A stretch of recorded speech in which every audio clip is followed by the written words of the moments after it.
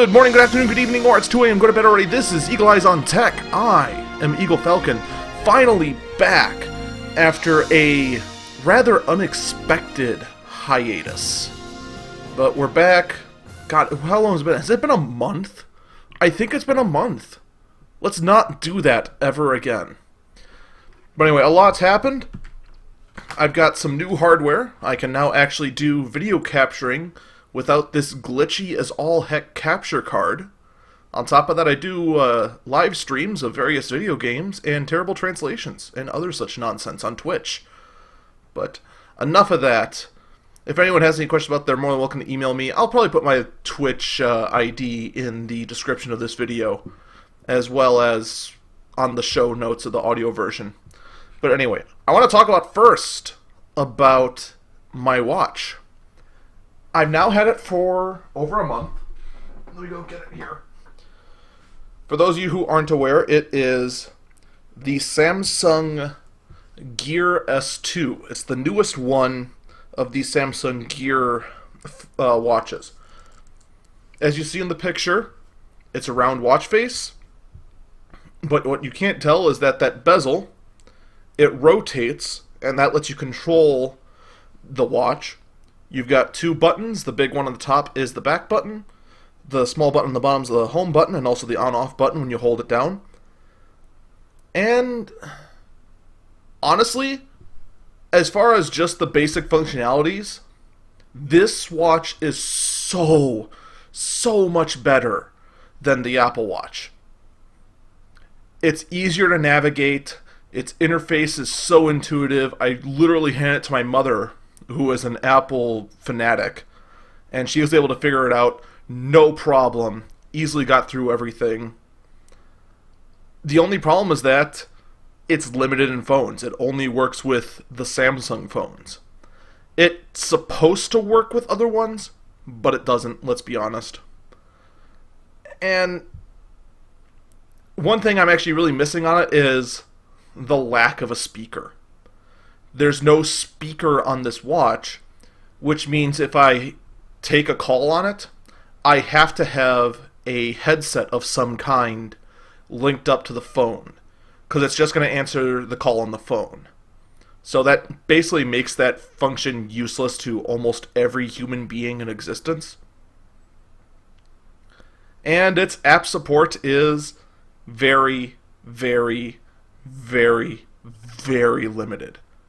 There is barely anything available on here. But that's kind of expected. It is, in fact, just a Samsung watch. So, I've had it now for a month. I like it. It fits what I need it to do perfectly fine. Its interface is kind of a little weird when it comes to texting and dialing.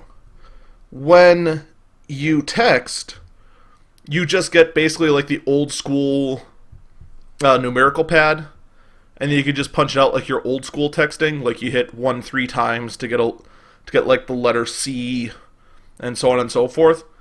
But when you do the phone, the numbers are all around the border of the watch, almost like it's rotary, which makes you think that you turn the bezel to select the numbers. You do not. You tap on them. And this just makes me go, why? Why would you do that? So, a few little odd ones, but otherwise I like it. Not that it really matters a whole lot, because you need a newer Samsung phone to use it. Not many people have one. And those that do, they just kind of go, well, why bother? So honestly, this watch is probably going to flop, and it doesn't deserve to flop, but it's going to anyway. I do like the bezel controlling of it a lot better than Apple's, the digital crown, I believe is what it's called. I think that's a lot more intuitive, and Apple's entire layout of their OS is just a hot mess. But the Apple Watch is due for a update. I believe the event was announced for March 14th. Well, actually, it hasn't been officially announced that it's going to be for the Apple Watch. but every single leak on the planet says that that's for the Apple Watch and also for the iPad Pro, which I have a hard time believing. But I've seen Apple do sillier things, so we'll see. We'll keep an eye out on March 14th to see what happens. Now, the last time I was on, I said that CES, without a doubt, had a lot more stuff that no one's going to talk about. And lo and behold, I was right.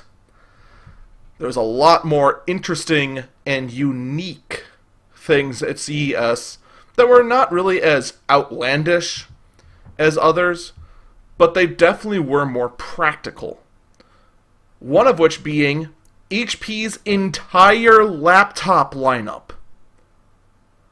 They had the entire laptop lineup out there, and no one talked about it at CES.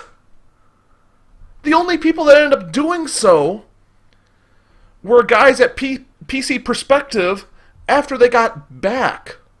And props to those guys. They are an absolute fantastic source for getting the lowdown on computer hardware.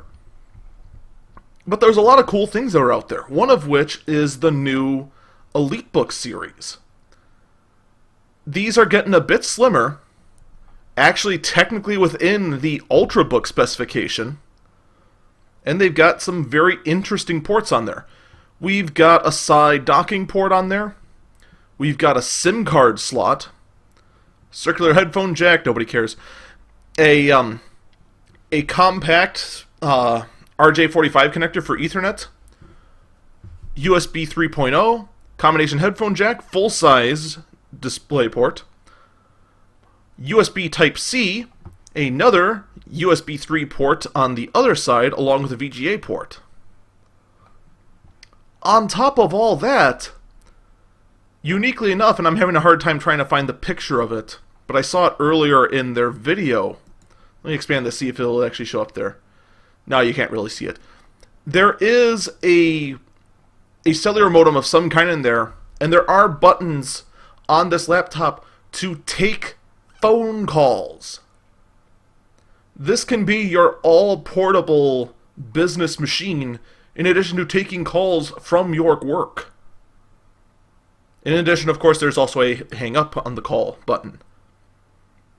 So, business guy travels, to a completely different state, and he can still take calls, and all he needs is his laptop. That's kind of cool. Not the most practical thing in the world, but it's kind of cool. Especially since the SIM card slot is just right there on the side. You don't have to worry about taking apart the whole blasted thing to get at the hidden SD slot that's soldered on the board. It's just a nice, unique slot. I think it's really cool. The specs are pretty generic, 6th generation, core, whatever. You've got a Gen 3 SSD on the M2 bus, DDR4 memory. It's all the newest stuff, high-end power. Not the most powerful thing in the world, but definitely not a slouch. So, that's really cool. That is not the next one I want to talk about. The next one I want to talk about was the HP EliteBook Folio, which is an even thinner MacBook-like laptop, and this actually does a much better job of being a laptop than the MacBook is. For starters, there are count them, two USB Type-C connectors. And either one of them you can use for power. You've also got your headphone jack on the other side, you've got microphone, you've got the Intel Core M processor. Unfortunately, it's the Core M series, but it's an M7, so already it's more powerful than the MacBook. It's got the same screen size as the MacBook. You got a nice keyboard on there. A little bit smaller than the MacBooks, but not too bad. Nice big trackpad on there. I mean, you've got everything. Oh yeah, and the same screen size and the same screen resolution. As the MacBook. And you know what the best part is? It only starts at 1,000. That's still pretty high for what it is. But at least HP is admitting one thing. This is a premium product. Apple's MacBook, they pitch it as their bottom tier product. They don't flat out say it, but the way they advertise it, the way they tout its specs, it's basically just like, yeah, this is our bottom line. Whatever. It's got a keyboard. Ooh. Now, unfortunately, I haven't had my hands on it, so I'm not sure if it's as shallow as the MacBook keyboard, because how shallow that keyboard was just atrocious. Gross and disgusting. I don't know if this HP Folio book's going to be the same way. But that is definitely going to be one thing I keep my eye on. Now, in addition to that, HP has brought back the Phoenix line. For those of you who don't know the Phoenix, also put together under the Voodoo line as well, was their old gaming desktop line. I remember actually when I ran Reforged Computers, while I was in the warehouse with someone, we were going through laptops and they brought in this very strange, light up, kind of like a rose quartz sort of colored tower. And you took off the side panel, the thing was liquid cooled all around with two GeForce GE 9800s. In addition to the CPU, and this whole thing was just a fascinating machine. It was beautiful, and not something that I wanted at all, because they were asking like $500 for it at the time, and it was already like 6 years old then. But still, it was still a very beautiful and fascinating machine. So I was actually kind of surprised to find out, oh my god, HP's going back to making gaming desktops. When did this happen? Well, apparently very recently. Or at least officially, anyway. This guy honestly doesn't look anywhere near as visually stunning as the Voodoo I saw. But it definitely looks better than most towers. You've got this nice brush metal front look. You've got colored LEDs behind both of the panels, so you have these two open spaces that light up. Green, red, and blue. I'm not sure if it does any other colors. Probably, I'd imagine. Unless they were just kind of silly and just didn't. But you know, it's got your mainstream 6th generation Skylake processors. So up to quad core. You have NVIDIA, GTX, or Radeon graphic cards. It doesn't exactly say which ones it has. It says it's liquid cooled on the inside. I can't find any pictures to see what kind of liquid cooling system it is, so I can't judge it on that. Up to 32 gigs of memory. That's kind of low for what you can get, but it's still more than enough for this year, the next year, and the next year. It's capable of overclocking, supports up to 4 monitors, and this thing was actually touted, and I can't find it now on this page, but it's touted to be able to be compatible with HTC's VR headset. Which that requires, quite a lot of hardware to actually push that out and match real time.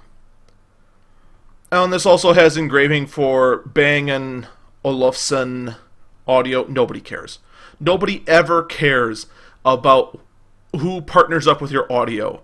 Because in the end, it's still just going to be audio. These various speaker makers, it only matters when they make the speakers.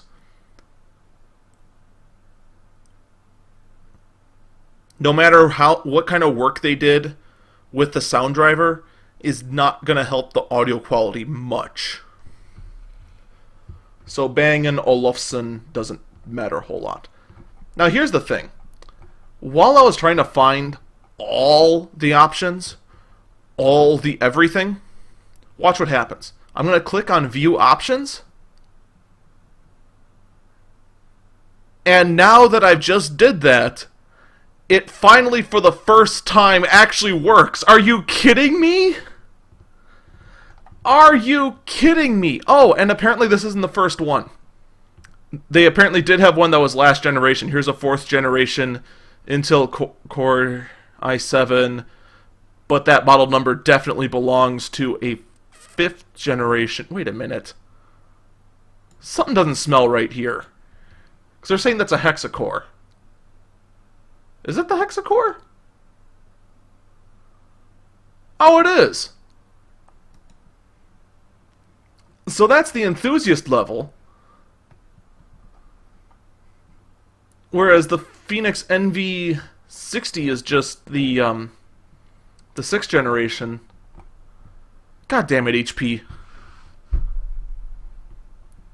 I swear to you, I clicked on that 6 times while I was doing prep. And all 6 times, it took me back to that same page. I'm going to do it again. I want to make sure I'm not going insane. Okay, view options here. It did nothing. Yeah, now it brought me back to the page. See, I'm not crazy.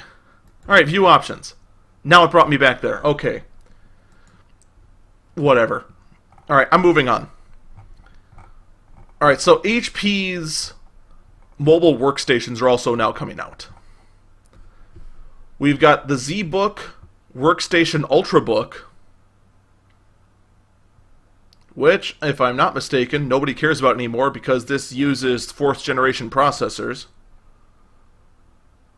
Oh, I'm sorry, it did use 5th generation. Nobody cares. So that's now obsolete. You have the Omen Pro. I'm going to get to this one in a minute, don't worry. The ZBook Studio I'm saving for last. We have the Omen Pro, which I'm also pretty sure is still stuck in the 5th generation world. It's also not loading because HP's site is atrocious. We have the HP ZBook 15, which actually did load. This one is up to date with 6th generation and also with Intel Xeon processors. So it now supports ECC memory and all other sort of niceties that are fantastic in the workstation world that are only now coming into view now. In addition to dual Thunderbolt 3.0s, which are actually USB Type-C connectors. And I'm not going to get on that rant again, because that just drives me insane. The fact that there's no distinction. And then we have the HP ZBook 17, which is also now up to speed with Intel Xeon processors in the 6th generation. Those guys I got nothing against. It's just basically, we updated the ZBook line. It's still a rather boring look. Yeah, I mean, what else is there? What I want to rant on is this guy. The HP ZBook Studio. This guy is a unique monster. I'm actually just going to start here by reading the starting paragraph. Unleash the power of the HP ZBook Workstation. HP ZBook Studio Mobile Workstation. Reinvented the workday with the perfect combination of power and portability. The 15.6-inch diagonal HP ZBook Studio, the world's first quad-core workstation ultrabook, let me interject. It is not the world's first quad-core workstation ultrabook. It flat out isn't. That is a lie. The paragraph continues. Is revolutionizing the design language of mobile workstations, becoming HP's thinnest, lightest, and full-performance workstation ever brought to the market. That part is true. However, the part about being the world's first, so is not. In fact, it's about 2 years late to the party. Now, I've noticed this last week, and I didn't get a chance to get to a mic to talk about it. But at the time, they had a video full of complete BS of the finest caliber. However, you try watching this video now, watch this works. Nope, it does not as it does. It now says this video is private. I actually didn't even comment on this video on the main YouTube page, citing my sources saying, no, you're not the world's first. You're 2 years late. Now, let's actually get to the good parts before diving more into that lie. There are actually some very interesting things to point out. It is only 4.5 pounds. That actually is fairly light considering the hardware it's got. And it's very thin, 18 millimeters. You've got an Intel Xeon processor in it, again, full of all the nice, wonderful goodies that your CAD users actually want, like ECC memory, as well as program certifications, and NVIDIA Quadro graphics. Now here's the thing that's rather annoying. Well, actually, let's get further to the details. You can have up to 32 gigs of ECC memory and 2 terabytes of storage. The 2 terabytes of storage, however, it's only on M2s. The M2 is extremely expensive to get up to that capacity, but it's going to be fast. So I'm kind of torn on that. But anyway, the I/O on this is incredible. You got your power port, you've got 2 Thunderbolt 3 ports on, of course, the Type-C connector, HDMI out, USB 3.0, your combination jack, and I have no idea what's on the other side. I'm going to assume nothing. Maybe there's another USB port. I hope there's another USB port over there, because one's kind of a letdown. So, I mean, the keyboard looks nice, the trackpad looks nice. The screen definitely looks like it's sunk in, so we're back to having bezels. I thought bezels died when the MacBook Pro first came out. Or not when it first came out, but when the unibody MacBook Pro came out. Everyone was so enthusiastic about copying that, I thought rise-out bezels were gone. And thank God for that. And for those of you who remember me ranting about it, about all over glass in the glare, yeah, I've gotten over that. The fact that that the LED's bright enough, it just kind of says, you know what, I can fight against the sun. So, yeah, let's go back to glass over the whole thing. None of this edged crap. And then you just kind of move on over to the studio dock, which is just there. It's nothing fancy, really. And blah, blah, blah, blah, nothing really using. Okay, so the world's first quad-core workstation ultrabook had the Subnote 10. Subnote 10 reads, the world's first quad-core workstation ultrabook based on HP's internal analysis of all mobile workstation models from any vendors within over 200,000 unit annual sales as of October 29th, 2015, having a quad-core CPU with Intel's Ultrabook certification. So the next question is, what is HP or Intel's Ultrabook certification? Well, that I don't need. The certification, unfortunately, only goes up to Haswell right now, which they call Shark Bay. So as of June 2013, an Ultrabook has to have at least a Haswell micro architecture. So technically, this ZBook already isn't an Ultrabook, because it just says it has to have Haswell. It doesn't say Skylake. But I'm going to let that slide for a minute. It also says that the TDP has to be either 11.5 or 15 watts. The Xeons, if I'm not mistaken, are 35 watts. So there's that problem already. It has to be at least 23 millimeters for 14 and larger, so the ZBook's thinner than that. It has to have 6 hours of battery life at least. We got that. Resume hibernation, 3 seconds. Might or might not, I don't know. Storage rates, we definitely have 80 megabytes per second. Intel's wireless display, touchscreen capability, voice commands, yeah, it's got all that. Has to have antivirus, anti-malware, Intel anti-theft, and Intel identity protection technology. And I have to assume it has all that. I don't know. If it's running Windows 10, it definitely has all those. Actually, yeah, it has all those. So, if that one is not the first, what is the first? Well, it's hard to say. But I will at least go 2 years beforehand to the Dell Precision M3800. This is a mobile workstation that's now 2 years old. And it has already been replaced. It has at least a Haswell processor.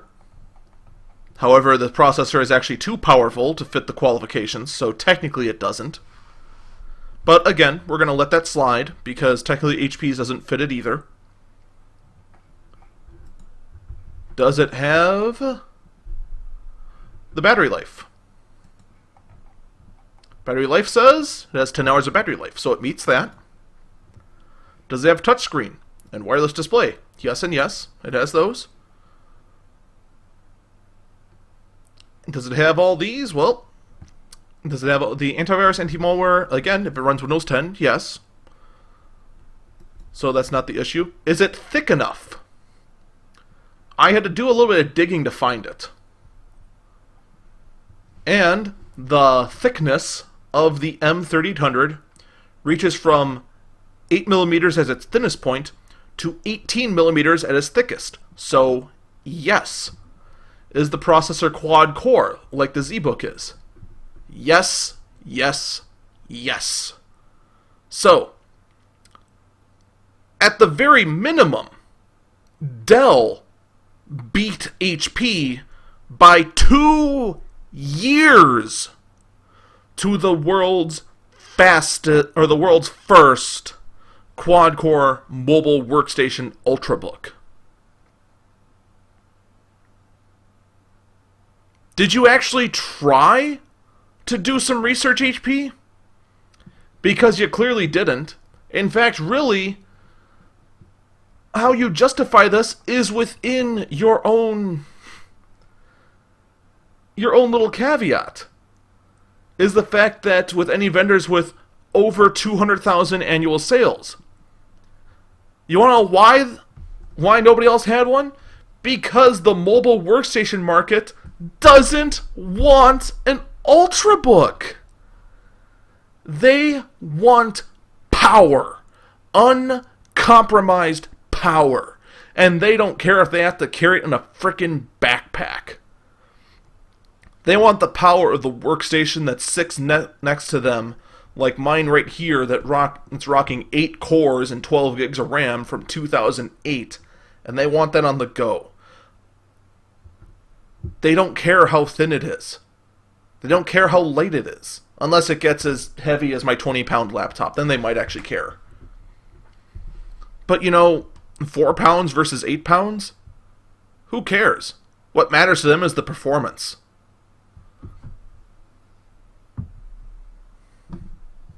But that's enough ranting about that.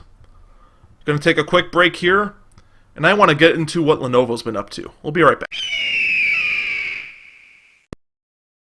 How did I end up here? Welcome back, Eagle Eyes on Tech. I am Eaglefalcon.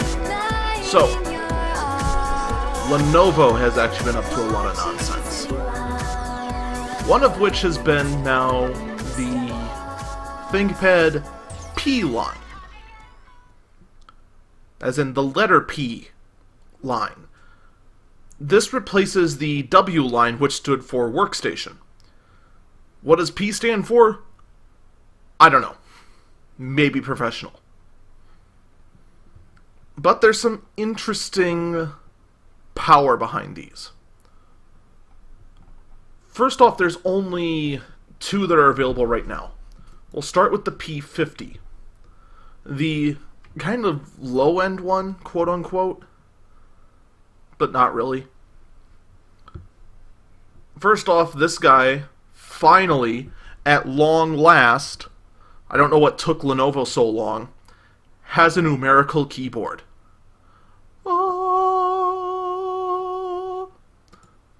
Seriously, what took you so long? It's like we're being Apple in here. New design keyboard, chiclet style, but still has the heavy scissor switches you know from Lenovo. You've got an Intel Core i7 in there, or you can have an Intel Xeon in there. You can have DDR4 RAM or your ECC. Your video card's a NVIDIA Quadro M1000M, just like in the studio. So, all in all, you know, fantastic machine. You know, I mean, it's pretty much everything you'd expect. I mean, it's not the thickest in the world, but it's not the thinnest. Got plenty of ports on there. I'm having a hard time seeing them, but I see at least 2 USB 3.0s. I think I see a mini display port. And I keep trying to find pictures of this thing so I can get a better look. But Lenovo's doing a good job of... Oh, there they are. Never mind. Alright, so I got 2 USBs there. Got a display port. We got 2 more USBs in back, and HDMI. What looks like a USB Type-C. The power connector on the back, which I'm not a fan of. The RJ45. Other side just has an express card slot and the smart card reader. No real surprise there. We got a fingerprint reader. Built-in webcam. That's a close-up of the keyboard. I'm not sure what this is. There's like a little spot on here. I don't know what that is. I'm going to ignore it now. Oh, here's what I was looking for. Alright, yeah, we have 2 USB 3s on the side, mini display, and there is a micro SD card slot on the opposite side. That also has the express card on it. And in the rear, you've got 2 more USB 3.0s. One of that's the charging connector. That's a Thunderbolt back there, not a USB Type-C. HDMI, your power connector, and your Ethernet. It also is supposed to have built-in color calibration. As someone who's just reading the article and off the site, I have no idea how well that works. But, you know, it starts at $1,300. Or $1,350, I should say. Not bad, really. All in all, not bad at all. So we move on to the P70. This is the epic return of the 17-inch mobile workstation from Lenovo. At long last, Lenovo, you have seen the error of your ways. I forgive you, though. I forgive you. Specs. We've got Intel 6th generation cores or Intel Xeon. As far as graphic cards, let me actually double check, make sure that all the graphic cards on the P700 are the same. Oh, it just says NVIDIA Quadro, and then up here it says the M1000M. So on the 17-inch model, we have the M600M, the M3000M, the M4000M, or the M5000M. The 5000M is an 8GB card. No slouch on this guy.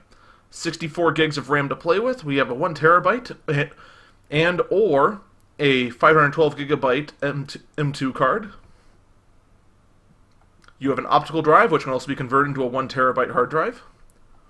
We've got RAID capability. You know, this thing is a beast, as all 17-inch laptops are. Look at a closer look. It's kind of rounded on the top, so it actually looks almost a little unThinkPad-like in that regard. You know, we got the same style of keyboard. There's our fingerprint reader. We've got, count them, 1, 2, 3 USB 3.0s on one side. Your mini display port, SD card reader, combination headphone jack. On the other side, we have another USB 3.0 port, which is also your charging port. By charging port, I mean you can hook up your phone while it's off and charge the phone. Not that it's the port that charges the laptop. On the rear, we've got 2 Thunderbolt 3.0 ports, in the Type-C configuration, HDMI out, RJ45, and the power connector. Now, one thing I didn't note, up there it is. There's whatever this is. That actually might be the color calibration mechanism. Not sure how I like that. Or that might be an ambient light sensor. It's hard to say. I'm actually very curious if anyone can get me more info on that. This sucker is 1.2 inches thick. It is not thin at all. It's actually not too much thicker than the 15 inch, which is at 1 inch. So we move on to the P50S. Stereotypically, when Lenovo puts out anything with the sub letter S, that means slim, and that's its Ultrabook version of something else. And it definitely looks a lot thinner. You've got your fingerprint reader. It's a much more compact one than the other ones had. It's that swipe down style, whereas the other ones was you lay your finger on it. The keyboard looks nice. This one has the power connector on the side. I love that a lot more. We've got one USB 3.0 HDMI combination port. On the other side, we got two more USB. Oh wait, no. Here's a better picture. Yeah, we got three USB 3.0s total. One on one side, two on the other. Mini display port, HDMI out, headphone jack, SD card reader, Ethernet, and your power connector. And the back and front have nothing. One thing I noticed with this guy, this looks a lot more like the ThinkPads I know and love. The other ones looked more rounded and were trying to be deep black. This is the really, really dark gray that ThinkPad pretty much has always been since the dawn of time. And I like that a lot more. It really looks more like a traditional ThinkPad. And then we have, the specs on this one, they don't have it listed. It's just not there. We do have up to a 6th generation Intel Core i7. No detail on whether it's an ultra-low voltage or not. It looks like the graphic on there is going to be an M500M. Nothing to brag home about, but still definitely there. So, yeah, like the HP Studio, the ZBook Studio book, is definitely going to be a better mobile workstation than this. But it's not bad. It'll get the job done. And then, of course, we have a ThinkPad P40 Yoga. Because we had to. Of course we had to. And it just means that the hinge does all sorts of crazy stuff. It can be a laptop, it can fold all the way around to be a tablet, it can be a tent, it can be a stand. I'm not a fan of that. I really am not. I'm getting so sick of this being a fad. It just doesn't amount to anything. The keyboard syncs in when it's in tablet mode. It's got a full-size fingerprint reader. Let's just keep going through until I have the ports. There they are. We've got 3 USB 3.0 ports, one on one side, two on another. You got the volume rocker on the one side. That's very nice. We have the display port, HDMI, the micro SD card slot. We've got a weird proprietary port on one side. I'm not sure what that is, but I'm willing to bet that it's going to be for some sort of accessory that Lenovo's also got. We have the charging port, and we also have the on-off button on the side. Front and back, we got nothing except for the vent. Oh, we do have a slot for a SIM card. So there is probably some sort of modem in here. You've also got a built-in stylus that hides away. They don't have a picture of the stylus, so I can't show it. And that's a weird note to put in, though. The touchscreen is optional. Why? Is the hinge optional too? Why would you even bother? Doesn't that seem a little bizarre? Am I the only one who thinks that bizarre? No. Come now. And this one's also running the M500M. No surprise there. So, that's the Lenovo ThinkPad P line. I mean, other than the last two, it's a very solid line. I like it. I just think that the last two were just really gimmicky. And you shouldn't have bothered. I mean, instead of just making like, oh, we need to have a mobile workstation yoga, in the end, with how little it matters, that the only thing you add is just a discrete graphic card, give a discrete graphic card option on the ThinkPad yoga. It's basically the same laptop. Why make a second one that only has one thing different? It's kind of silly to me. But that's that. On the other side of Lenovo, though, we have the IdeaPad line. And they have the new Y700 series. These are Lenovo's gaming laptops. And boy, we need to look in detail in these. But let's take a quick break. I'll be back.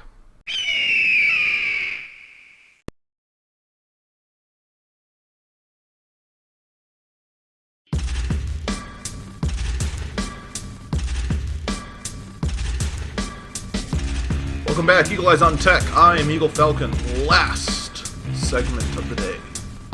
Let's try and see if we can get through these last tabs. So, the Y700 series is the gaming series of Lenovo's laptops. So let's start from the top, the 17-inch. I always love a good 17-inch laptop. The feel of it, the construction of it, the power of it, the sheer unbridled power. It's why I love mobile workstations too, because they just don't care about the size of themselves. They will get as big and as bulky as they want in order to have the power they need. So, what power does this sucker have? We got a 6th generation Intel quad-core Core i7. Okay. Up to 16 gigs of RAM. Really? That's it? What, does it have one slot? Most 17-inch laptops have 4 slots. Maximum DDR4 is 16 gigs. Yeah, so it's, what, 1 slot in there? Is it 2 and it's restricted? But we do at least can get a 1 terabyte hard drive in there, plus a 128 gigabyte SSD. Really? That's it? It's just 128 gig? We can't get bigger than that? Okay, but we got 2 big speakers in there and a built-in subwoofer.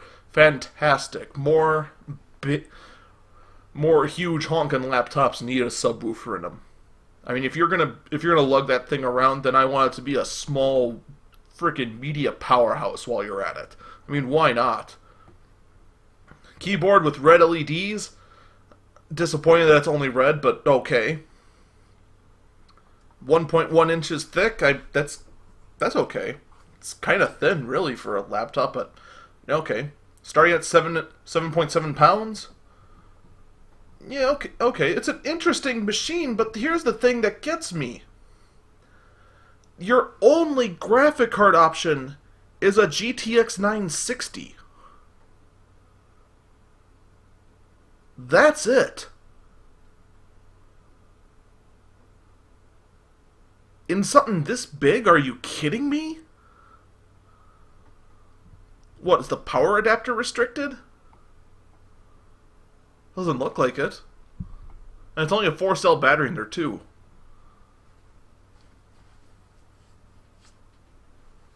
What the heck is in this thing? It just seems like there's wasted space somewhere in here. I mean, come on. HP's Studio Workstation is more powerful than this thing. And at half the size. Lenovo, what did you do? Is it the subwoofer? Well, no, subwoofers aren't that big. I've got one in my laptop behind me. I've even taken it apart and looked at it. It's not that big. It's about the size of a $50, and about the thickness of three $50 stacked on top of each other. I mean, big disappointment. I mean, the only upside is the fact it starts at $1,100. But, I mean, really? That's it? When the competition heats up, don't worry, because the Y700 has thermal cooling for serious gaming. Yeah, and none of the hardware for serious gaming. I mean, the only serious gaming I'm going to be doing on this is frickin' Candy Crush. Or Minecraft. Ugh.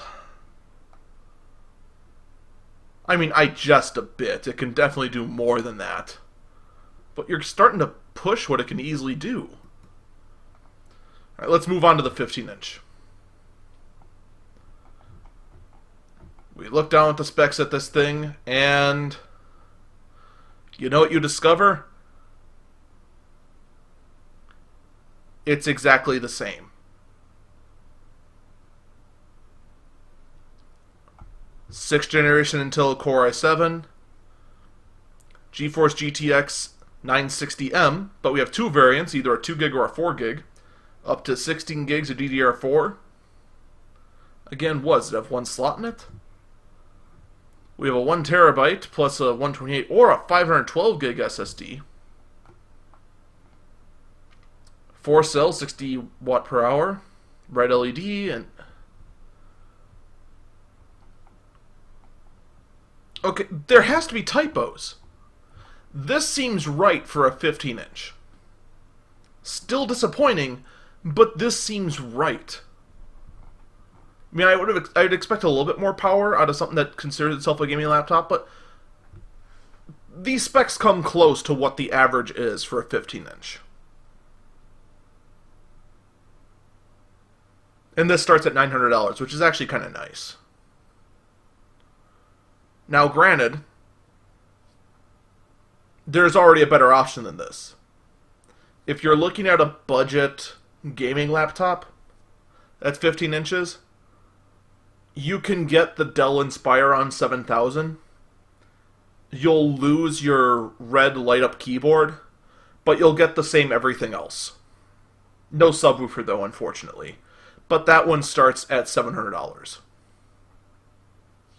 So, whoops. And then we'll move on to the last one, which is the IdeaPad 700 14-inch. And it's basically the same as the others. The only real difference is that A, we're restricted to 8 gigs. Again, what the actual heck? Why is it at 8 gigs? You can only fit one slot in there? And is that one restricted to 8 gigs? The other thing is that this is at DDR3. Why is this at DDR3? The 6th generation chipset doesn't support DDR3. Now, the only thing that really stands out besides the DDR3 little note here, and that the processor doesn't support this, so this clearly can't be right, is that the graphic card is an AMD Radeon R9 M375. So now the next natural question has to be asked. How does that compare to the other ones? The other ones use a NVIDIA 960M. You put them head to head.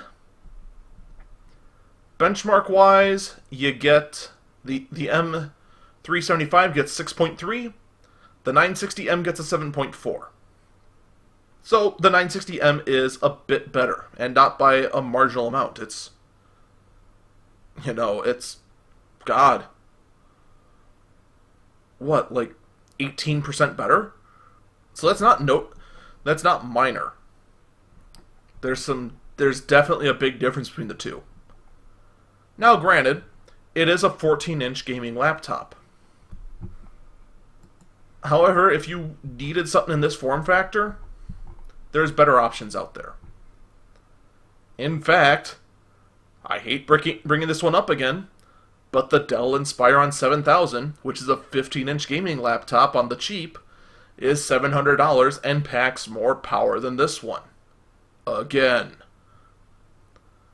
So, yeah, kind of a disappointment. Although that's nowhere near as bad as the reviews on it from Lenovo's own site. Let's take a look at this one.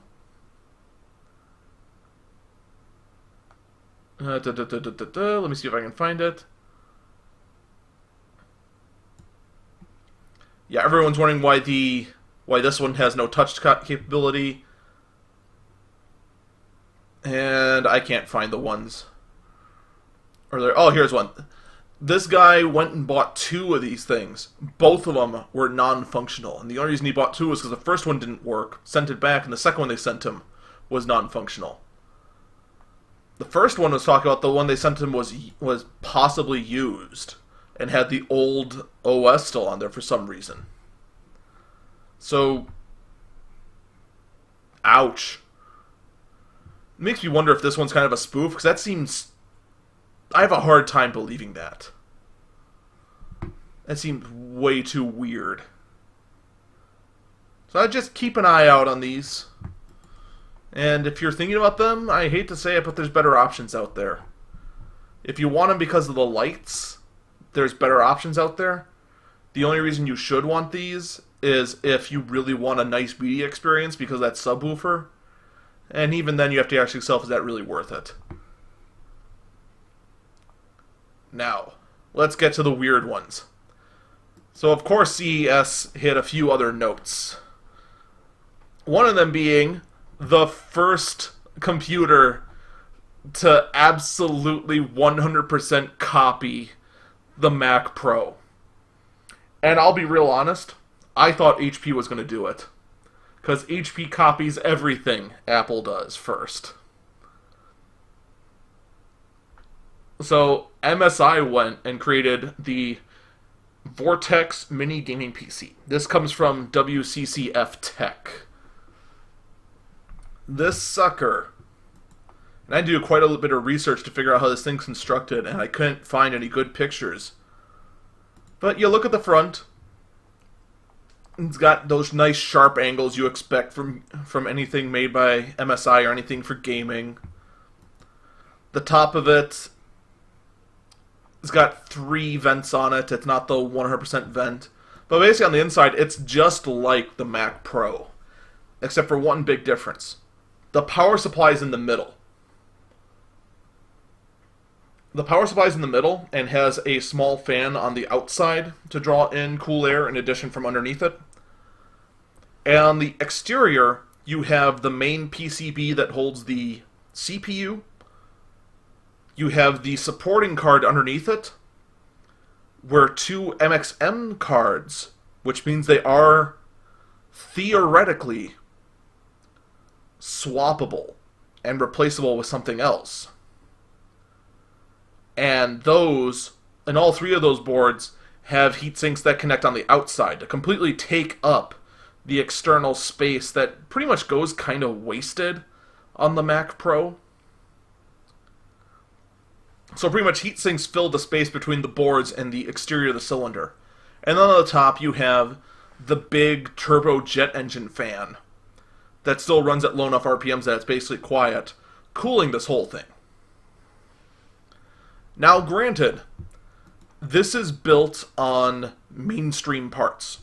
It's built on gaming video cards, in fact the mobile versions of gaming cards, and the mainstream Core i series desktop parts from Skylake. These aren't Xeons like they are in the Mac Pro. So at max you're going to get a quad core. So on that regard, you know, it's neat. I mean, I would personally take this over the Mac Pro, but that's also because the Mac Pro is absurdly expensive, and I have a hard time justifying why do I need a cylinder that only has one Xeon and 2 FirePro cards. By the way, the 2 GTX cards inside there, which start off with GTX 960Ms, they are SLI'd together. So on benchmarks for gaming, this thing smokes the Mac Pro. Underline smokes.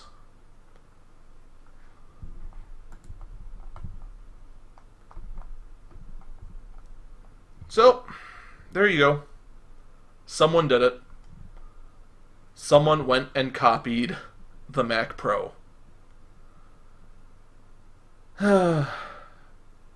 Well, we'll see who's next. I'm still willing to bet HP's going to do it eventually. Let me move on to something else that I found out. Did you know that EVGA announced that they're making a laptop? I didn't. You don't know who EVGA is? Well, they make a lot of NVIDIA graphic cards and a lot of stupid overpowered motherboards that are too expensive. They are enthusiast hardware makers. Well, that's what they are. They're enthusiast hardware makers. So, they made a laptop. What about it? Well, I'm going to play the video they have here. This is from Notebook Check. Because this video actually provides more information than the article does. And I'll narrate the parts that the audio listeners can't see. Elegant performance.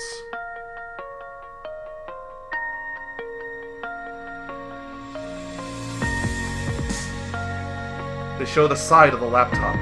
Slim. Under 1.05 inches. They're now opening the laptop. See speakers underneath it, and you see the engraving of EVGA underneath it in the actual grill. Unibody. And it does look very much MacBook Pro-esque. Intel Core i7, overclocked to 3800 MHz. NVIDIA GTX 980M, overclocked to 1200 MHz. DDR4 RAM, overclocked as well. All of it superclocked. It's just their way of saying overclocked.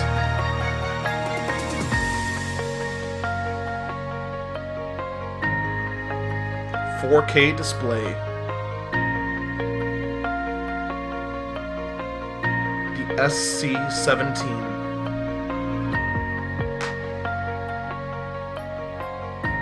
Designed for you. Visit us at EVGA.com. Okay, anyway. And really, that tells you a lot more than the actual article. The only thing the article actually points out, and because their computer rendering of the actual laptop was kind of bad in my opinion, because it made the USB ports look square, is that those ports are USB Type-Cs. If my count is correct, there should be 3 of them. The article doesn't say. But the neat thing is that it's all overclocked. Including the RAM. And that's one thing EVGA has kind of been known for, is just kind of saying, hey, you know what you can do on our boards? You can overclock everything. They even made workstation boards with Xeons that you could overclock the Xeons. That's the one thing you never do with a Xeon, is that. And they did it. So the fact that they made a laptop and everything is stock overclocked, it's fascinating, and I cannot wait to hear more about this monster. I hear that PC Perspective is going to have one next week, and I can't wait to see what they have to say about it. But on that note, it's time for me to head out. We're out of time. If you have any questions, feel free to email me, eaglefalcontech@gmail.com. And I swear, there will be an episode next week. We're going to keep going weekly. I'm not going to abandon you like I did before. Take care, everyone.